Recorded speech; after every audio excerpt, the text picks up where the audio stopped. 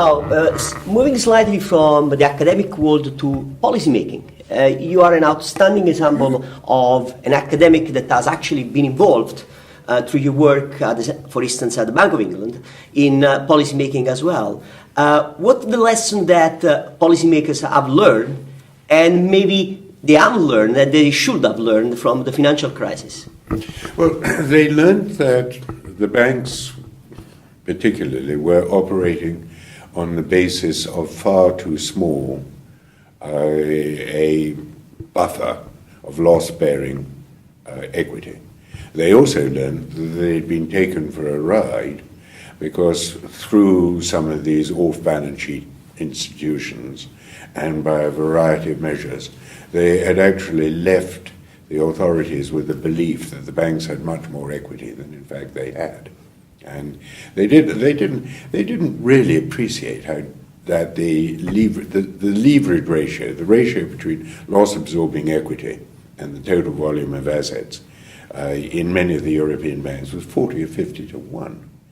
Now, you've only got to have a minor downturn in one of the main asset classes that the banks hold, and they get wiped out.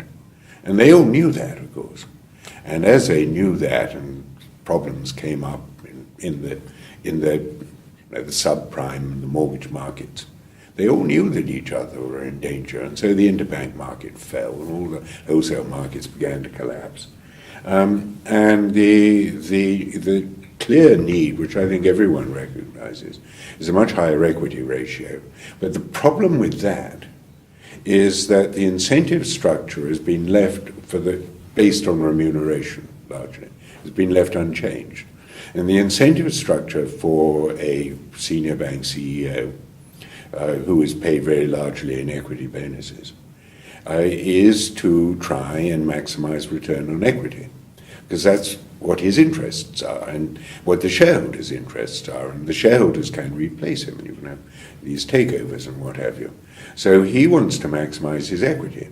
Now, if you get a return on equity, now if you got told to raise the equity ratio and your interest is to maximize the return on equity, what you do is you delever.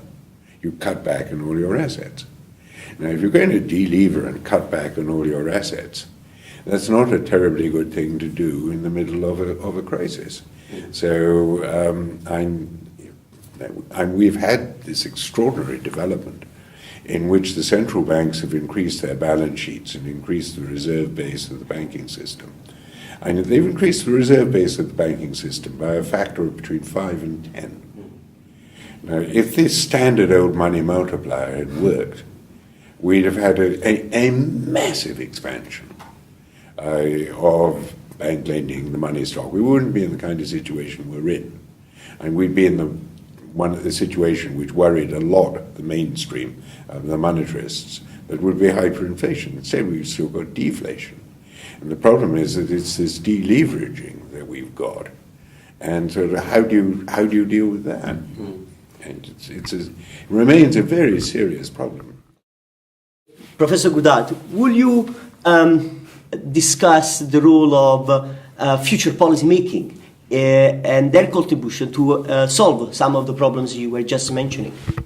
Well, I think that after the Lehman crisis, I think the policymakers initially did rally round, and they did do the right sort of thing, and I think they prevented the great financial crisis becoming a real serious depression. But after sort of 2010, the situation has dragged on for a number of reasons and in a number of countries. We've just had fiscal problems of disagreement, political disagreement in the US, which hasn't helped. And we've got problems in the Eurozone, and that hasn't helped either.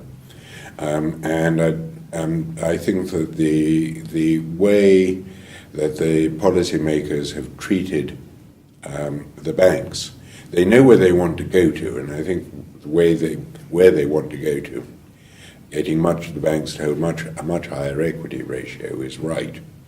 But I think that they didn't really understand the incentives facing the bankers. I don't think they appreciated how the banks were going to respond.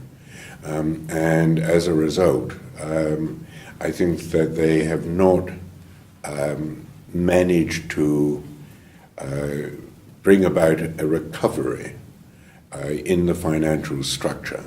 The financial structure, particularly in Europe, remains very weak. And I think that the authorities should have put differing kinds of pressures on the banks.